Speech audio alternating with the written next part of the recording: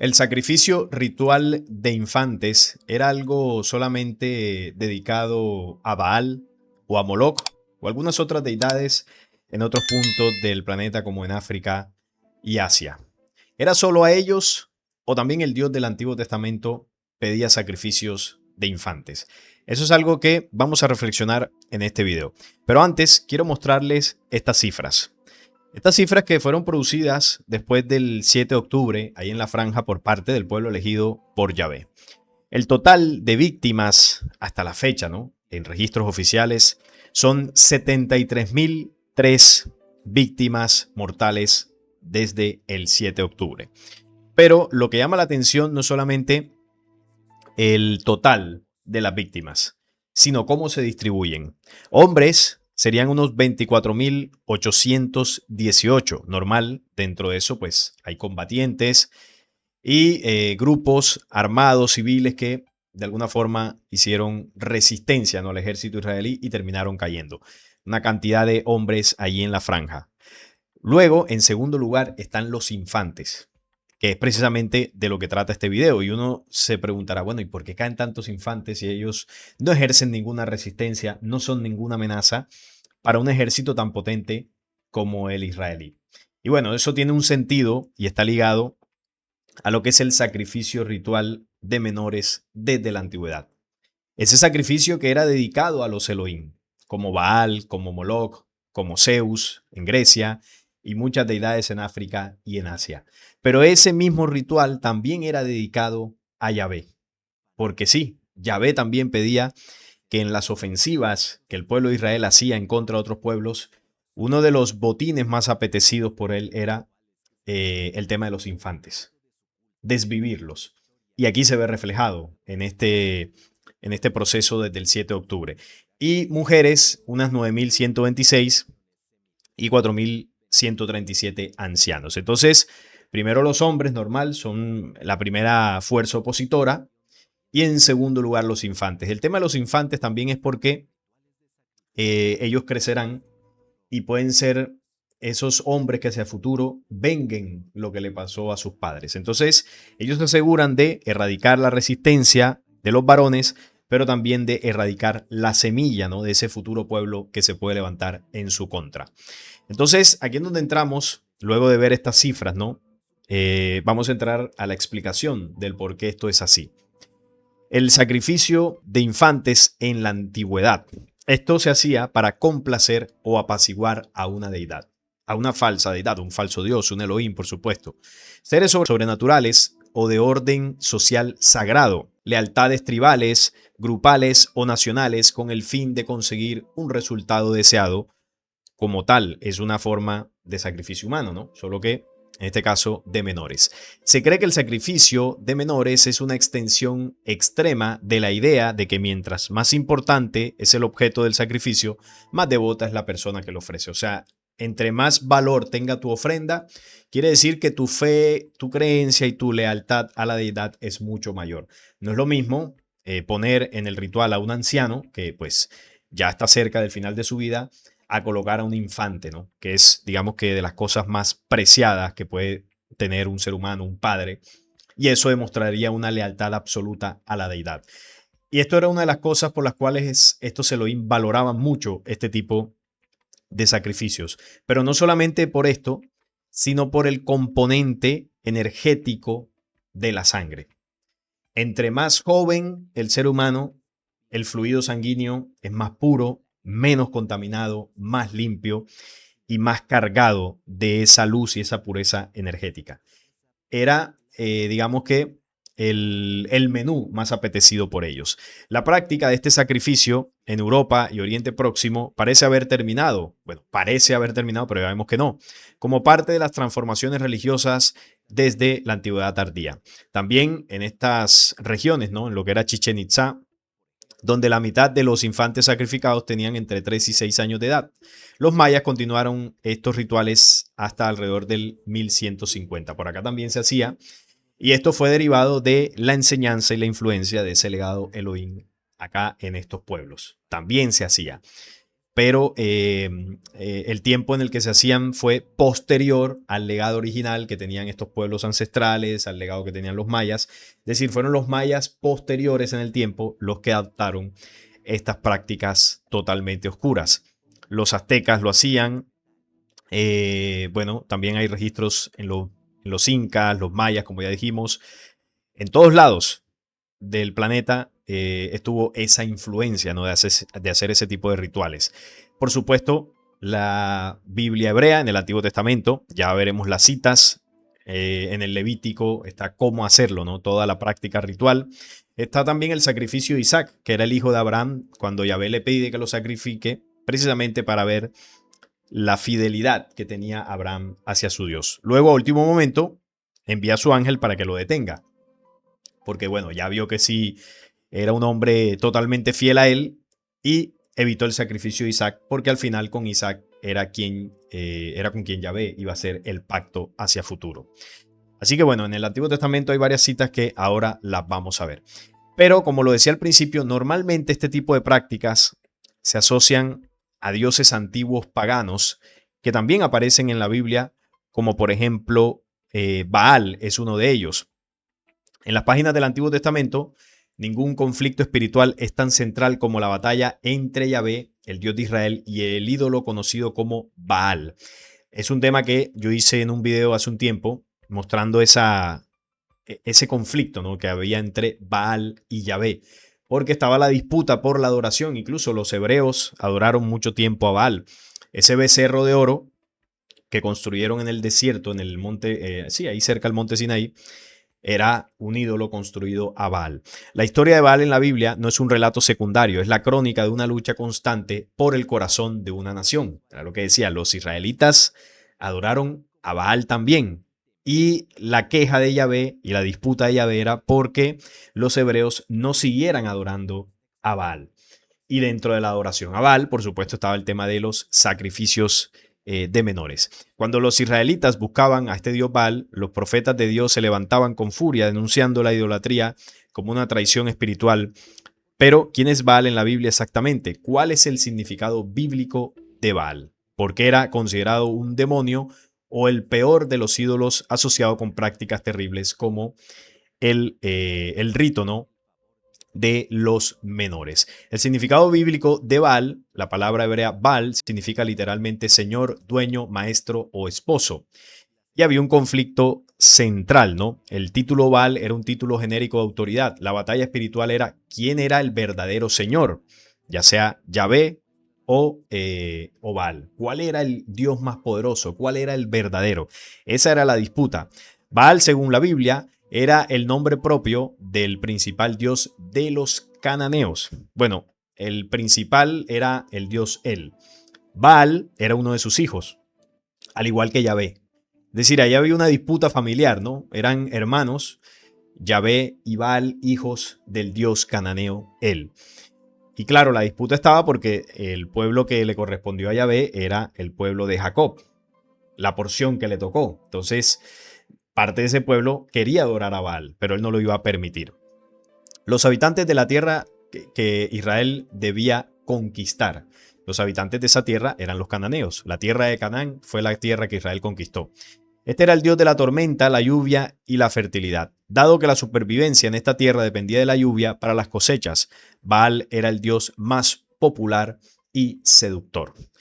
Dentro de esta historia fue que comenzó pues la lucha, ¿no? La lucha por la idolatría entre Yahvé y Baal. La idolatría que estaban buscando del pueblo de Israel. Entonces, el pueblo de Israel en muchos casos sacrificó ídolos a Baal y también le hacía los sacrificios a Yahvé.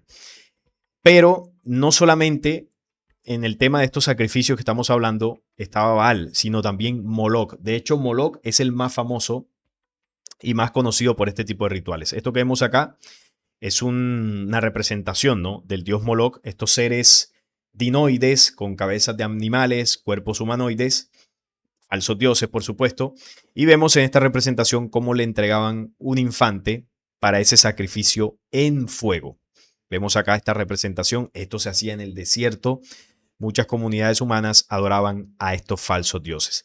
Entonces, Moloch que, bueno, es uno, por supuesto, de estos Elohim. Se considera un ser mitológico, a menudo asociado con prácticas de sacrificio y adoración ferviente de antiguas civilizaciones.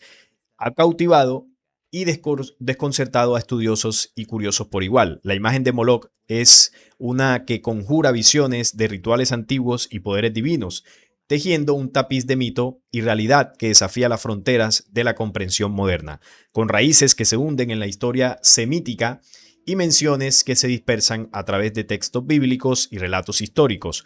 Moloch sigue siendo una entidad cuya historia resonará en las profundidades del tiempo. Este también es mencionado, por supuesto, en la Biblia. La identidad de Moloch es compleja, dado que su nombre y representaciones han variado a lo largo de los siglos. En la historia semítica, que ya sabemos que los hebreos también son semíticos, miren cómo estos dioses, seres oscuros, están muy cerca, ¿no?, de todos estos pueblos del próximo Oriente, donde se diseminó la raza semítica. La raza semítica es aquella raza que contiene en sus genes la genética Elohim. Ellos son los descendientes de los Elohim, los hijos de Dios, que fue esa raza humana, entre comillas, que se mimetizó entre los seres humanos. Entonces, por eso estos falsos dioses, que al final son los mismos Elohim, elegían pueblos en esa región, porque en esa región es donde habitan los pueblos con la genética que desciende de ellos, ¿no? Una genética compatible con estos programas de oscuridad. Y por eso, pues, se hacían adorar más fácilmente por estos pueblos. Entonces, Moloch a menudo es identificado con el dios Baal, una deidad de la fertilidad y el clima. Sin embargo, es en la Biblia donde se encuentra la imagen más duradera de Moloch, descrito como un dios al que se le ofrecían sacrificios de infantes por fuego, una práctica condenada por las escrituras hebreas. Los historiadores sugieren que Moloch podría ser una interpretación del nombre Melekah, que en lenguas semíticas se relaciona con la realeza y posiblemente con rituales de sacrificio. Las fuentes fenicias y cartaginesas apuntan a que Moloch estaba relacionado con el dios Melkart, una figura tutelar de la ciudad de Tiro. Los relatos grecorromanos, por su parte, amplifican esta imagen al fusionarla con la de Cronos, quien, según el mito, devoraba a sus propios hijos. Bueno, Cronos es una versión de estos dioses, pero en la cultura de Grecia, ¿no? Era el devorador de infantes, Cronos, devorador del tiempo, devorador de infantes. Y vemos que estos distintos dioses en distintas culturas, con distintos nombres, tenían las mismas prácticas. Por lo tanto, estamos hablando de la misma rebelión oscura que cayó a la Tierra, que se presentó como Dios en distintas zonas del planeta. Entonces, de acuerdo a la cultura y derivado del contacto que ellos tuvieron con estas culturas, se crearon cultos que tienen sus variantes, por supuesto, pero tienen muchas similitudes. Por ejemplo, el sacrificio ritual es una característica muy propia del culto a una deidad extraterrena, del culto a un Elohim. Cuando usted quiere identificar a un falso dios, investigue si dentro de la adoración que se le hizo, pues este ser pedía sacrificios, pedía templos y este tipo de adoraciones. Si lo hacía, bueno, ya usted puede comprender que se trata de un falso dios. Entonces, Moloch es uno de los personajes más famosos de estos seres a los cuales se le hacían este tipo de sacrificios. Ahora, si vamos a la Biblia, ya centrándonos en Jehová, vamos a leer algunas citas donde es evidente que pues a Yahvé también le agradaban este tipo de prácticas. Deuteronomio 20 del 16 al 17. Pero de las ciudades de estos pueblos que Jehová tu Dios te da por heredad, cuando los envió a conquistar Canaán, ninguna persona dejarás con vida, esto incluye por supuesto infantes, sino que los destruirás completamente, al eteo, al amorreo, al cananeo, al fereceo, al heveo, al jebuseo, como Jehová tu Dios te ha mandado. Aquí ya tenemos el carácter totalmente despiadado de este ser que envía a su pueblo a arrasar por completo a toda esta gente, ¿no? Y es un pueblo que sigue teniendo ese comportamiento. Ya lo vimos en lo de la franja, pero ha sucedido en otras ocasiones. En Josué 6:21 en el contexto de Jericó, y destruyeron a filo de espada a todo lo que había en la ciudad, hombres, mujeres, jóvenes y viejos. Miren que la realidad incluso de la actualidad con el tema de la franja es muy parecida, ¿no? Cuando vemos el listado, hombres, niños, mujeres, ancianos. Y en este caso, hombres, mujeres, jóvenes, que dentro de eso entran los infantes, y viejos, que son los ancianos. Hasta los bueyes, las ovejas y los asnos. La orden era clara, en este caso comandados por Josué. Primera de Samuel 15:2-3. La venganza contra los amalecitas. Y así ha dicho Jehová de los ejércitos, yo castigaré lo que hizo Amalec a Israel. Ve pues, hiere a Amalec y destruye todo lo que tiene, no te apiades de él.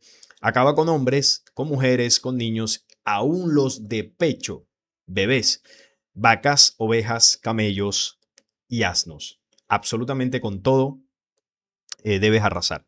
Entonces, cuando Yahvé hacía esta petición o le daba esta orden a los hebreos, debemos tener en cuenta que esto es el arte de la guerra, ¿no? Ir a arrasar un pueblo entero con lo que eso implica, ¿no? Derramamiento del fluido sanguíneo, sufrimiento, dolor, tristeza, destrucción.